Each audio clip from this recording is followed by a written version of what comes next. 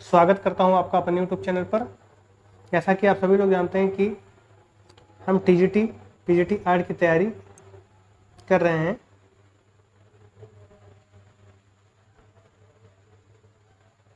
ठीक है, PGT art. तो आज का जो टॉपिक है उसको शुरू करने से पहले मैं आपको कुछ क्वेश्चंस यहाँ पर लिखे दे रहा हूँ, उसका आंसर आपको कमेंट बॉक्स में कमेंट करके लिखना है और वो आपकी रचनाएं हैं और उनके रचनाकारों के नाम लिखना है आपको।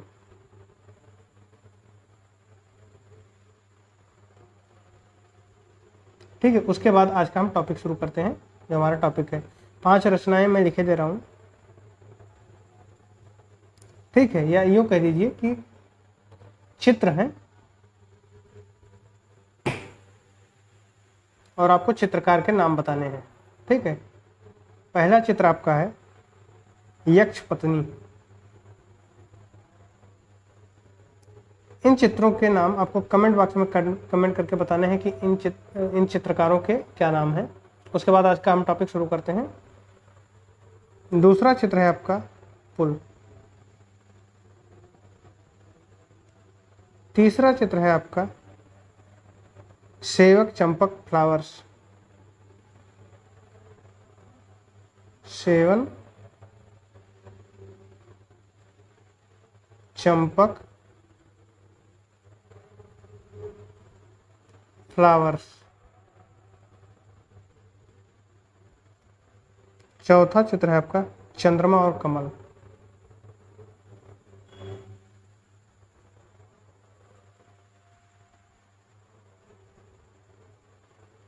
और पांचवा चित्र है आपका कृष्ण व अर्जुन।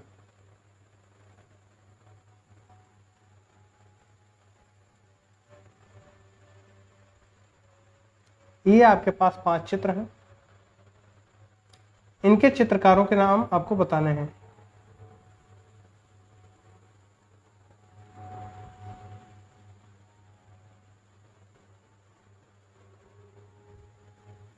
ठीक है, कमेंट बॉक्स में आपको कमेंट करके बताना है कि इनके चित्रकार कौन है। अब आइए शुरू करते हैं। एक बार देख लीजिए इनको और नोट कर लीजिए, उसके बाद हम शुरू करते हैं आज का टॉपिक।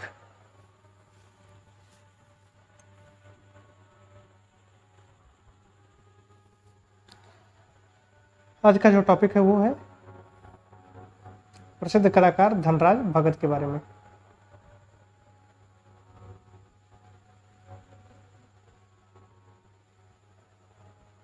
ठीक है, आज हम किसके बारे में पढ़ेंगे? धनराज भगत के बारे में। इनसे संबंधित कई क्वेश्चंस आपसे पूछे भी गए हैं विगत वर्ष के पेपरों में। तो आइए प्रारंभ करते हैं इनके बारे में। सबसे पहली चीज जो आती है वो आती है जन्म, कि धनराज भगत जी का जन्म कहाँ हुआ था। तो इनका जन्म हुआ था आपका लाहौर में, और किस सन में? 1917 में। जन्म स्थान हम लिख देते हैं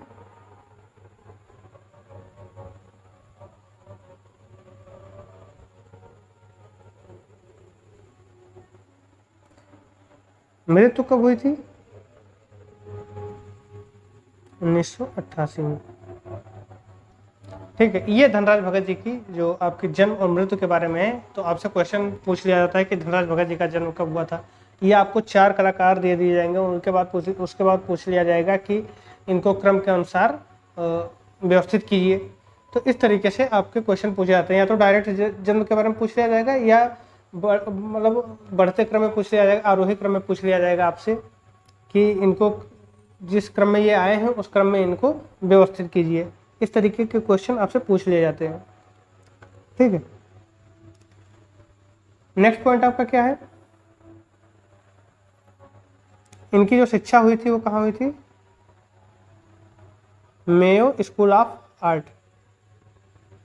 मेयो स्कूल ऑफ आर्ट, और ये कहाँ है? लाहौर में। मेयो स्कूल ऑफ आर्ट में इनकी शिक्षा हुई थी। ठीक, नेक्स्ट पॉइंट लिखिए, Delhi college of art. Delhi college of art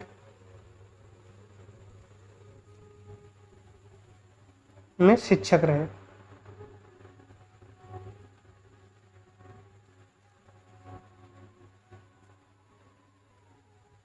इसी कॉलेज में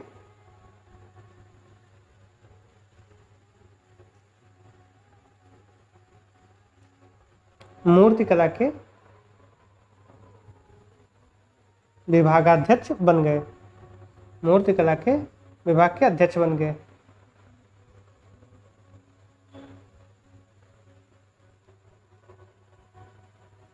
ठीक है, तो यहाँ आपको ध्यान देना है क्या क्या हुआ है कि इनका जन्म जो हुआ है 1917 में हुआ है।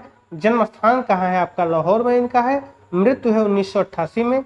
Mayo school of art Lahore में इनकी शिक्षा हुई थी। ठीक है, यहाँ लिख लीजिए शिक्षा ग्रहण किए। शिक्षा ग्रहण किए।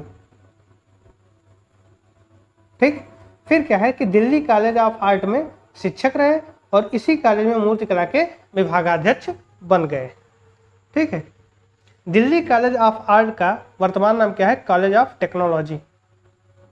दिल्ली कॉलेज ऑफ आर्ट जो ये है आपका, इसका वर्तमान नाम क्या है?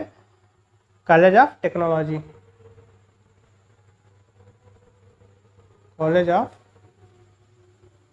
टेक्नोलॉजी। ठीक है, तो ये धनराज भगत के बारे में कुछ प्रारंभिक जानकारियां थी। आइए इनकी तकनीक के बारे में बात करते हैं कि तकनीक कैसी थी, ये किन चीजों का प्रयोग करते थे।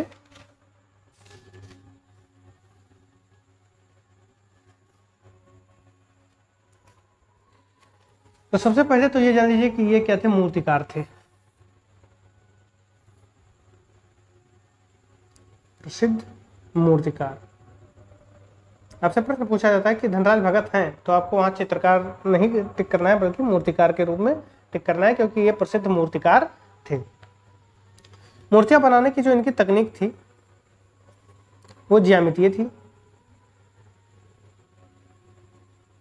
मूर्ति बनाने की तकनीक जो थी वो क्या थी? ज्यामितीय थी। और इनका जो माध्यम है, तो माध्यम देख लेते हैं कि माध्यम क्या क्या था इनका। माध्यम के अंतर्गत सीमेंट,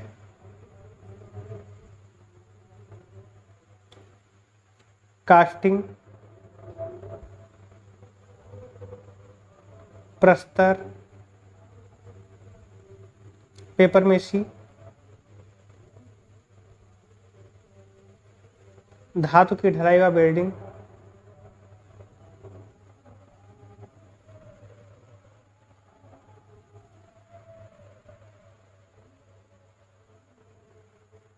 सिरेमिक,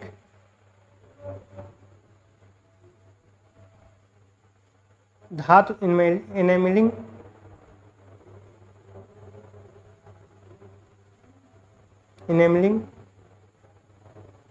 और लकड़ी। ये इनका क्या था? माध्यम था। इनका माध्यम क्या था? धनराज भगत जी का ये था। सीमेंट था, कास्टिंग था, प्रस्तर था, पेपर मेसी था, धातु की ढलाई व वेल्डिंग था, सिरेमिक था, धातु इनेमिलिंग था और लकड़ी था। ठीक है, तो ये इनका माध्यम था जिनमें ये मूर्तियों का निर्माण करते थे।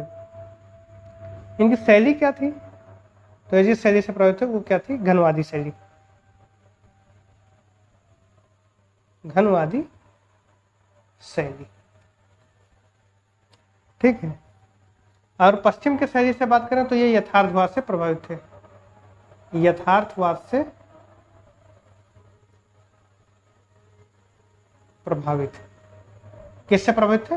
ये यथार्थवाद से प्रभावित थे। आइए इनको मिले पुरस्कारों के बारे में चर्चा कर लेते हैं।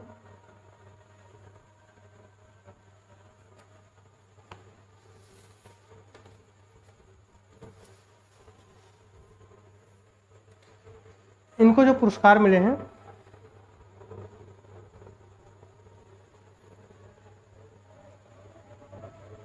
1947 में पहला मिला है। 1947 में all India fine art and craft का प्रथम पुरस्कार। All India fine art and craft का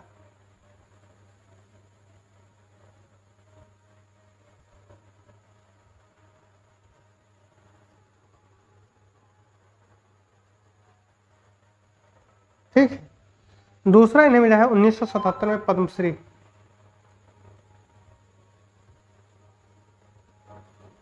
उन्नीस में क्या मिला है? पद्मश्री मिला है। तीसरा इनको मिला है दिल्ली साहित्य कला परिषद पुरस्कार।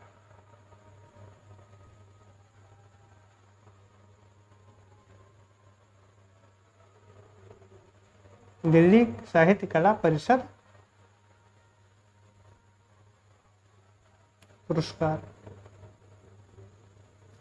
और चौथा इन्हें मिला है अकादमी ऑफ फाइन आर्ट कोलकाता।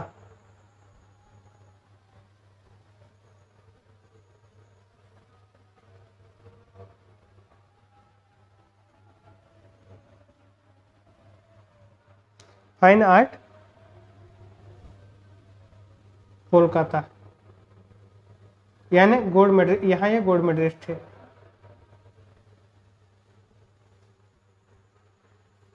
और पांचवा इन्हें मिला है Bombay art society award. Bombay art society award.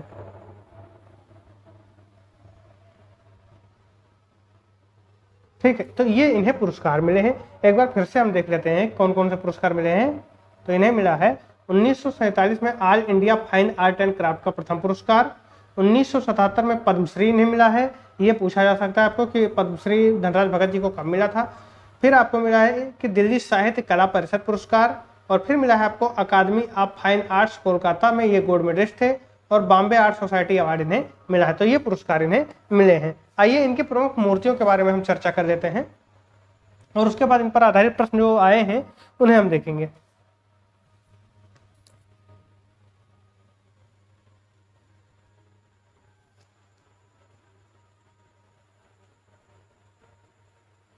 मूर्तियां, मूर्तियों में क्या है? शिवा डांसिंग,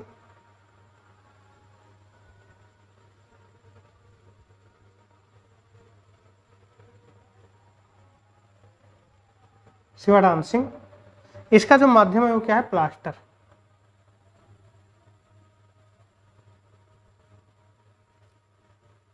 दूसरा जो पुरस्कार मिला है सितार वादक।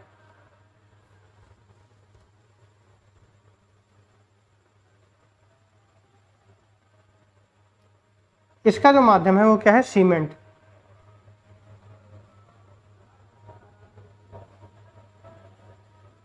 तीसरा जो पुरस्कार मिला है बांसुरी वादक। ये कई बार आपसे क्वेश्चन पूछा भी गया है, बांसुरी वादक। तीसरा, सॉरी ये मूर्तियां हैं। तीसरा जो मूर्ति है वो है बांसुरी वादक। ये माध्यम क्या है? Welded copper. ये आपसे कई बार पूछा भी गया है कि बांसुरी वादक का माध्यम क्या है या बांसुरी वादक किसकी रचना है? Welded copper. चौथा जो है वो है कॉस्मिक मैन।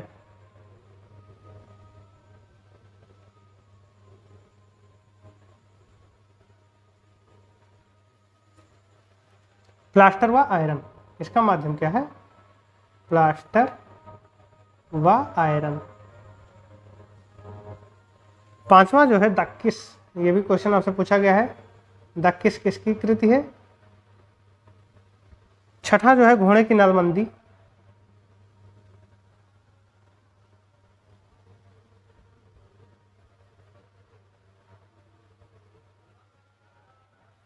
ये क्या है? प्रस्तर की। सातवां है द किंग।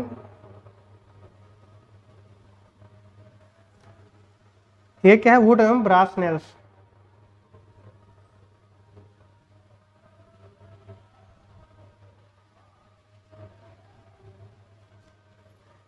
आठवां क्या है? खड़ी हुई महिला।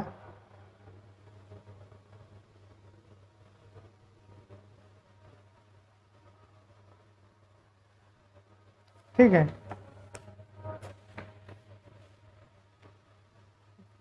नौवां क्या है? मैन। दसवां है पोर्ट्रेट।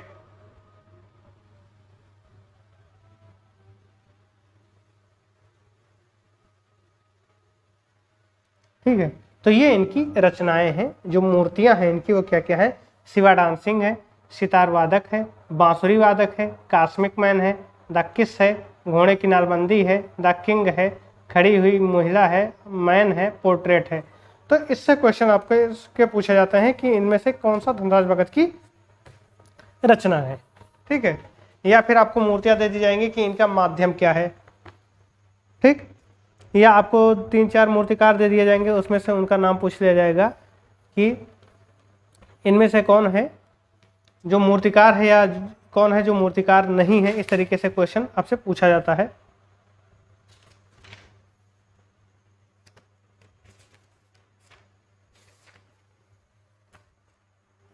एक रचना आई थी, फ्लूट प्लेयर निम्नलिखित में से किसकी मूर्ति सिर्फ है। तो जो फ्लूट प्लेयर है ये आपसे पूछा गया था एनटीए यूजीसी नेट जेआरएफ में। फ्लूट प्लेयर तो 2 लोगों ने मिलकर बनाया था, एक धनराज भगत जी ने और एक आपके अमरनाथ सहगल जी ने।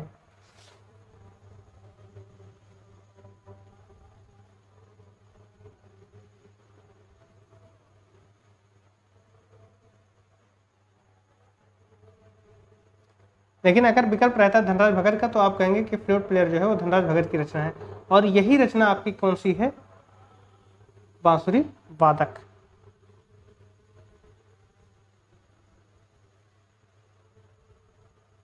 ठीक है, बांसुरी वादक किसकी रचना है, धनराज भगत की। इसका माध्यम क्या है, तो माध्यम आप देखते हैं कि वेल्डेड कॉपर है। ठीक, तो ये ध्यान रखिएगा, चाहे बांसुरी वादक पूछ ले चाहे फ्लूट प्लेयर पूछ ले। हालांकि फ्लूट प्लेयर धनराज भगत और अमरनाथ सहगल दोनों ने मिलकर बनाया था, लेकिन अगर विकल्पों में आपको दिया जाता है कि धनराज भगत है अमरनाथ सहगल नहीं, तो आपको वहां धनराज भगत आपको टिक करना है। ठीक है,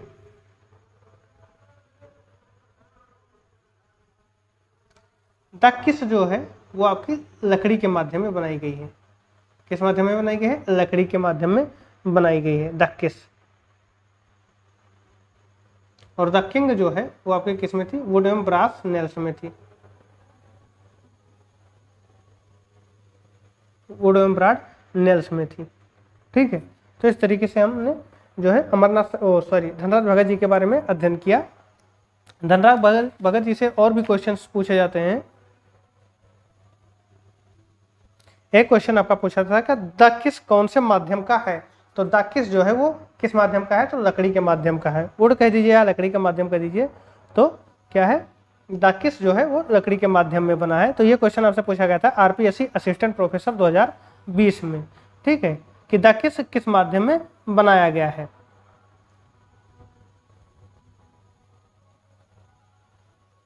तो इस तरीके से हम देखते हैं कि इनकी जो रचनाएं हैं, यहाँ से अगर क्वेश्चन पूछे जाते हैं तो आप आसानी से जवाब दे लेंगे।